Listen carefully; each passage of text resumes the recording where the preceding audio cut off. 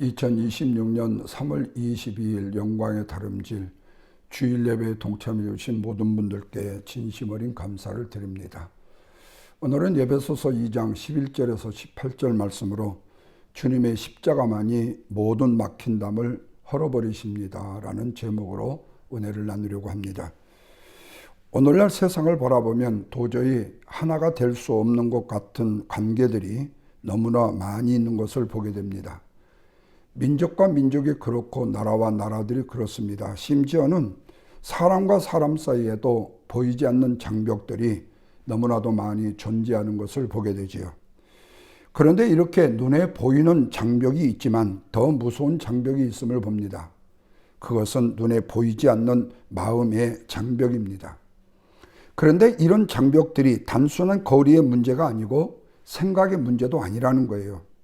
그렇다면 그 관계를 통해서 무엇을 생각해야 되죠? 여러분은 뭐라고 생각하십니까? 그것은 우리가 서로 다르다가 아닙니다. 우리가 함께 할 수 없다라는 선언이라는 거예요. 여러분 심각하잖아요. 다르다는 것을 떠나서 함께 할 수 없다. 이것은 굉장히 절망입니다. 그런데 이런 문제들이 세상의 이야기만이 아니라는 거죠. 저와 여러분의 삶 속에서도 순간순간 끊임없이 존재하는 것이잖아요. 그러다 보니까 가정 안에 담이 생기고 교회 안에 담이 생기고 사람과 사람 사이에도 담이 생기고 하나님과 인간 사이에도 담이 있다라는 말씀이죠. 이런 측면에서 오늘 말씀은 바로 이 담에 대한 이야기입니다. 그래서 이 시간에는 막힌 담을 허시는 주님의 은혜를 통해서 함께 말씀을 나누려고 합니다.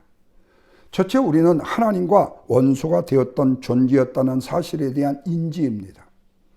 바울은 본문 11절 말씀에서 그러므로 생각하라 영적인 명령을 합니다. 그렇다면 이 말씀이 단순히 과거를 떠올리라는 말씀의 의미가 라고 생각할 수 있을까요? 과거만을 떠올리라는 의미로 생각할 수 있을까요? 그렇지 않습니다. 저와 여러분의 영혼을 깨우는 명령이고 은혜의 출발점이 바로 여기기 때문에 이제 생각하라, 돌아가라는 부르심이라는 말씀입니다. 그러면 바울은 왜 이렇게 생각하라고 말을 했는가? 그것은 저와 여러분의 구원의 상태 이전을 잊어버리면 십자가의 은혜가 얼마나 큰 것인지를 알 수 없기 때문에, 뿐만 아니라 내 자신이 어디서 건짐을 받았는지를 모르면 구원이 얼마나 놀라운 것인지도 깨닫지 못하기 때문에. 여러분 알다시피 유대인과 이방인 사이에는 눈에 보이지는 않지만 결코 넘어설 수 없는 담이 존재했지요. 유대인들은 자신들이 하나님께 선택받은 민족이라는 강한 선민의식을 가지고 있어서 이방인들을 부정한 자로 여기고 가까이 해서는 안 되는 존재로 여겼잖아요. 반면에 이방인들도 유대인들을 얼마나 배척했는지 모릅니다. 그러다 보니까 서로 이해할 수도 없었고 받아들일 수도 없었던 거예요. 이것이 단순한 문화적인 차이가 아니고 단순한 종교적 차이가 아니고 존재적인 단절, 바로 원수의 관계였다는 말씀입니다. 그런데 여러분, 이 단절이 실제적으로 눈에 보이는 구조로 나타나는 현상이 있죠.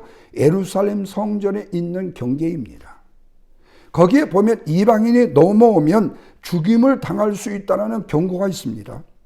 뿐만 아니라 이 담이 돌담이 아니라 너는 하나님께 가까이 올 수 없다는 선언이라는 거예요. 자, 이런 관계 속에 이런 담을 쌓고 있던 이 우리의 모습, 유대인과 이방인의 모습에서 바울은 12절에서 충격적인 말을 합니다. 그때에 너희도 그리스도 밖에 있었고 이스라엘 나라 밖에 있었던 자들이라고요. 이 말을 한마디로 말하면 뭐죠? 유대인들 너희 잘내체 해도 너희들도 이방인과 똑같아. 오늘날 신앙인 중에 신앙이 좋다고 아니면 헌신봉사 많이 한다고 잘난 체 하는 성도 너나 지금 저 과부나 똑같다. 그런데 이 말이 남의 얘기가 아니라 오늘날 우리들의 이야기라는 말씀입니다. 여러분, 우리가 본래 어떤 존재였죠? 하나님 밖에 있었던 존재였잖아요. 하나님과 약속과 상관이 없는 존재였잖아요.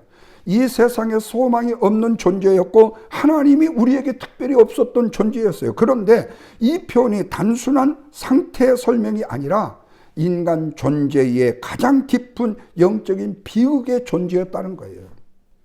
그래서 여기서 심각하게 또 생각해야 되는 것은 하나님이 없었다라는 이 말이에요. 이 말은 종교가 없었다는 말이 아닙니다. 생명의 끊어진 상태를 말하고 빛이 없는 상태를 말하고 인생의 방향을 잃어버린 상태를 의미하는 거예요. 한마디로 우리가 단순히 길을 잃은 사람만이 아니었다는 거예요. 우리가 단순히 부족한 사람만은 아니었다는 거예요. 우리가 하나님과 철저하게 분리된 존재였다는 말입니다. 그런데 그 분리가 감정적인 거리의 문제가 아니라 존재 자체의 문제였다는 거예요. 여러분, 죄가 단순한 행동이라고만 말하면 안 됩니다. 죄가 우리와 하나님 사이를 끊어버린 영적인 단절의 힘이라는 사실을 염두에 둬야 돼요. 그러니까 죄는 단순한 행동만으로 치부해서는 안 돼요. 하나님과 우리의 사이를 끊어버리는 영적인 단절의 힘이 바로 죄예요. 그래서 하나님께 나아갈 수 없는 우리는 존재가 되었고, 기도할 수 없는 존재가 되었고, 또한 하나님의 임재 앞에 감히 설 수도 없는 존재가 되어버리고 말았던 겁니다. 하나님의 거룩과 죄는 절대로 함께 할 수 없기 때문에, 그래서 성경은 이 관계를 단순히 멀다, 떨어졌다 이렇게 말하지 않고 원수가 되었다고 말하는 것입니다. 단순히 사이가 좋지 않은 것이 아니라 함께 할 수 없는 존재, 함께 할 수 없는 존재, 공존할 수 없는 존재, 가까이 할 수 없는 관계라는 말씀입니다. 여러분, 이 사실을 저와 여러분이 깊이 깨달을 때 우리의 신앙은 바로 여기서부터 출발하는 것입니다. 내가 얼마나 하나님과의 관계에서 멀리 있었는지를 단순히 멀다고 말하지 않고 원수라고 말하기 때문에 함께 할 수 없는 존재라는 사실을, 공존할 수 없는 사실, 그리고 가까이 올 수 없는 관계라는 사실을 깨달을 때 신앙의 출발인데, 바로 내가 하나님과 얼마나 멀리 떨어져 있었는가를 알아야만이 하나님이 나한테 얼마나 가까이 오셨는지도 알 수 있기 때문에, 내가 얼마나 잃어버린 존재였는지를 알아야만이 나의 구원이 얼마나 놀라운 축복이었는지를 깨닫게 되기 때문에 그렇습니다. 여러분, 우리의 본래의 모습은요, 하나님과 단절의 삶이었어요. 죄로 인해서 가까이 갈 수 없는 존재였고 하나님과 원수된 관계였습니다. 우리가 이 상태를 인정하지 않으면 우리에게 십자가가 필요할 수가 없어요. 이 상태를 인정할 때 십자가의 은혜가 나한테 다가오게 됩니다. 이 상태를 깊이 깨닫는 순간부터 우리가 십자가를 붙들게 돼요. 그래서 저와 여러분은 우리의 영혼이 진리 앞에 서야 되는 것이죠.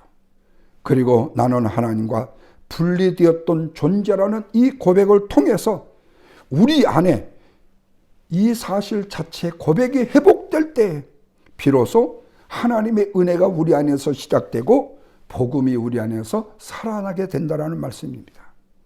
이 절망적인 상태가 하나님의 놀라운 구원의 출발점이 되어지기 때문에, 그래서 바울은 먼저 이것을 생각하라.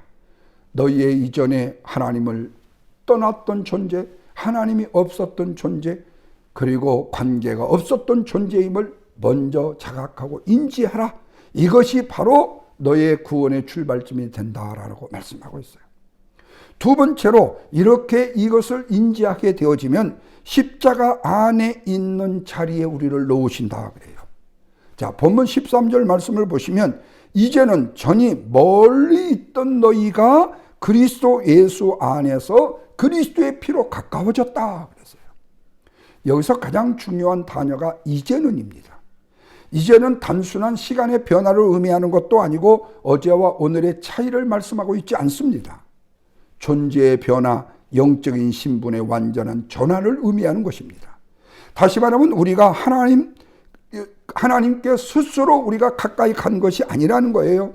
우리가 더 나아져서 하나님께 나아간 것이 아니라 하나님께서 우리를 가까이 오게 하셨고 하나님이 우리에게 가까이 오셨다라는 말씀이죠. 무엇으로요? 예수 그리스도의 보혈의 피로. 그래서 피로 가까워졌다라는 이 말씀은 단순한 표현이 아니고 예수님이 우리를 위하여 생명을 내어줬다는 표현이고, 값을 지불했다는 뜻이 되는 것입니다. 하나님과 우리 사이의 담은 그 어떤 것으로도 해결할 수 없는 단단한 문제였는데, 그래서 대가가 반드시 필요했는데 그 대가가 예수 그리스도의 생명의 피였다는 말씀이에요. 그래서 바울은 14절에서 이런 선포를 합니다. 그는 우리의 화평이 되셨다고요. 여러분, 여기서 말하는 이 화평은 단순히 평안한 감정이 아닙니다. 하나님과 인간 사이의 관계가 회복된 상태, 다시 말하면 끊어진 관계가 이어진 상태를 의미하는 거예요.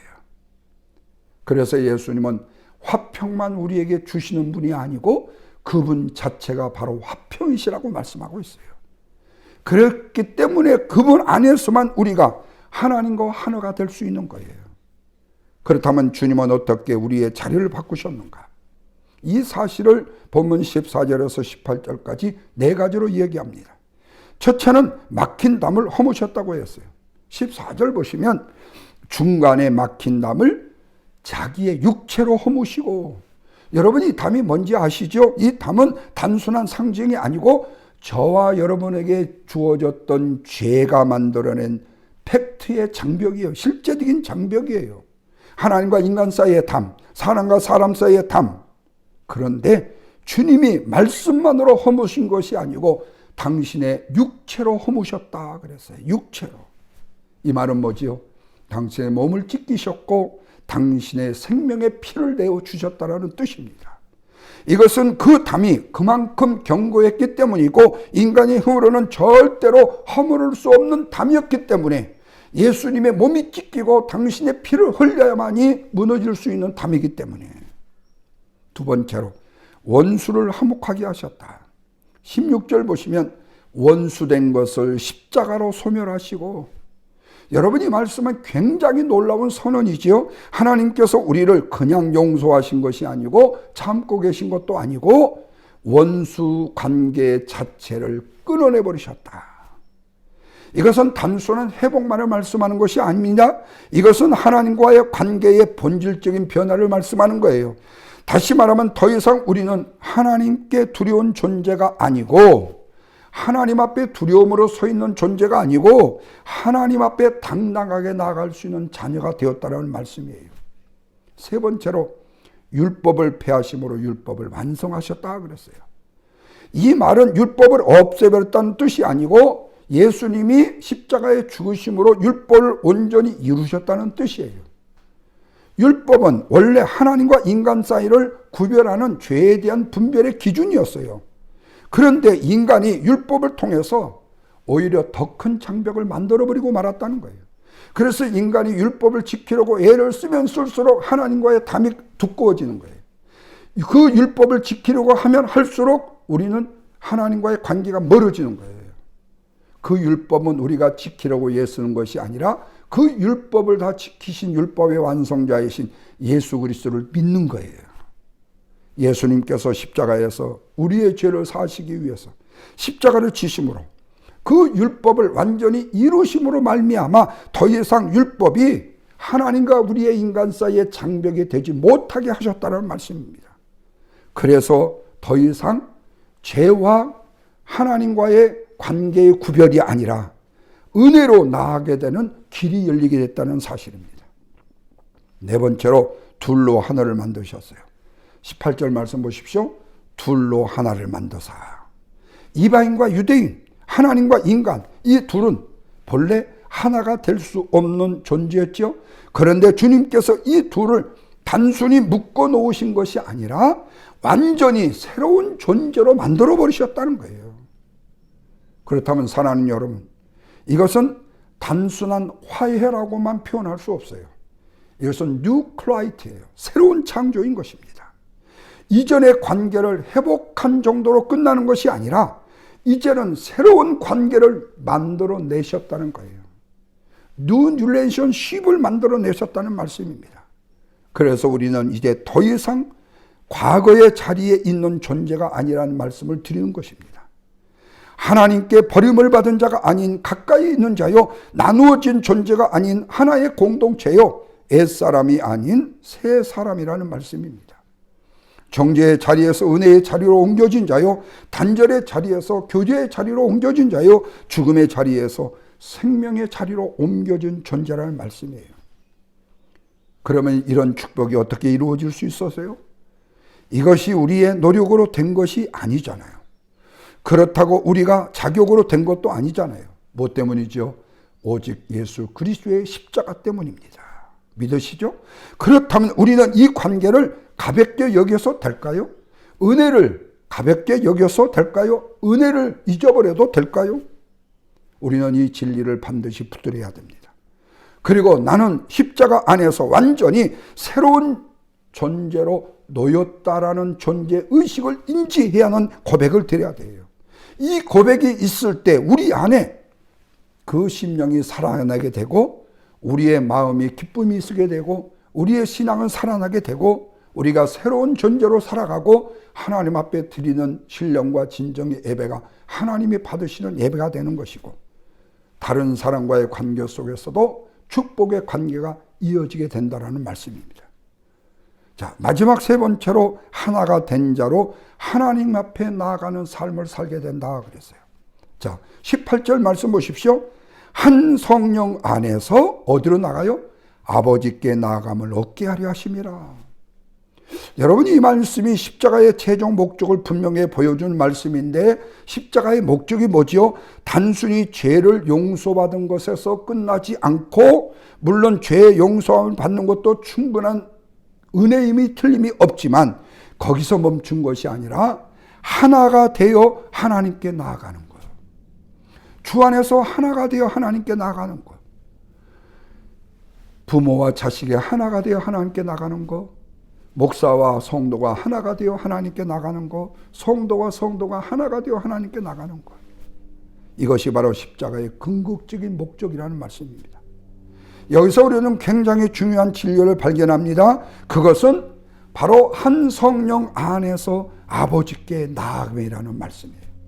한 성령 안에서 아버지께 나아감.